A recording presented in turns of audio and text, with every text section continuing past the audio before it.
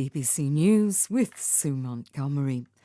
A long-delayed UN report says allegations of serious human rights abuses against Uyghur Muslims in China's Xinjiang region may constitute crimes against humanity. Imogen Folks in Geneva has seen a copy of the report. Michelle Bachelet waited literally until 5 minutes to midnight. Her report into violations in Xinjiang province was apparently ready almost a year ago, but is only now, as she leaves office, being published. The findings reveal widespread repression of China's Muslim Uyghur community, including arbitrary detention, forced labour and sexual violence, all of which, the report concludes, could constitute crimes against humanity. Human rights groups described the report as damning. They now want a comprehensive UN investigation into Beijing's human rights policy. Beijing, which saw the report in advance, dismissed it as a farce. Life expectancy in the United States has fallen to its lowest level since 1996, driven largely by the COVID-19 pandemic. From Washington, here's Nomia Iqbal. Life expectancy isn't a prediction for a single individual, but it indicates the health of society as a whole, and COVID has set progress back in the US. In the first 2 years of the pandemic, the estimated American lifespan shortened by nearly 3 years. But health officials say it isn't just COVID. There are long-standing problems to blame, such as drug overdoses, heart disease, suicide, and chronic liver disease. This has left some groups more vulnerable, such as Native Americans and Alaska Natives, who experience poverty, discrimination, and poor access to healthcare.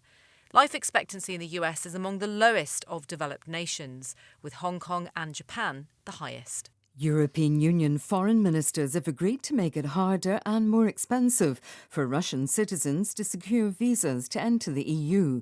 The bloc's foreign policy chief, Josep Borrell, told reporters many Russian citizens were travelling and shopping in the EU as if no war was raging in Ukraine. From Prague, Rob Cameron. There's already disappointment from Kyiv at the EU's refusal to introduce a blanket ban on Russian tourists. However, with countries such as France and Germany against, this was always unlikely. This compromise will raise the cost of a visa from €35 to 80 and add a few days to the process.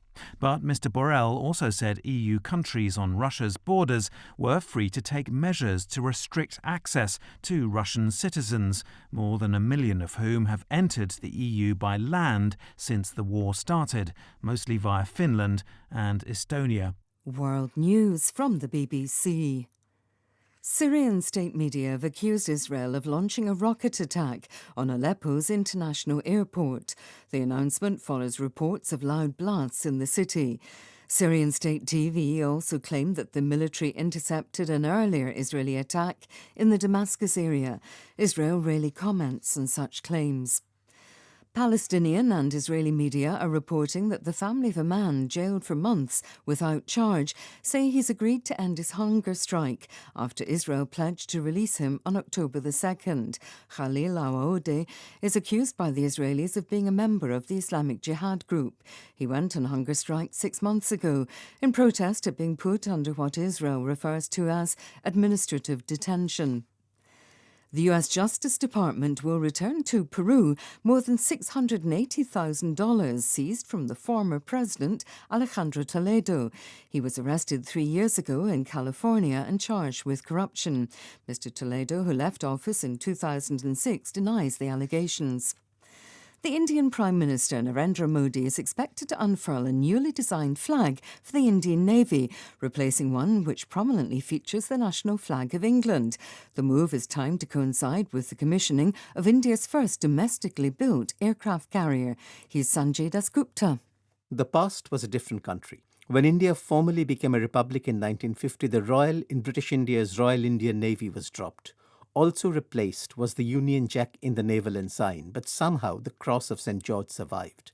Now it will be replaced with a new design that has not yet been revealed. India is not the first country to grapple with the legacies of colonialism, nor will it be the last. While symbols matter, it is the 2 words in Sanskrit that have been part of the naval flag since 2014 that may turn out to be more important. Satyameva Jayate. The truth alone wins. BBC News.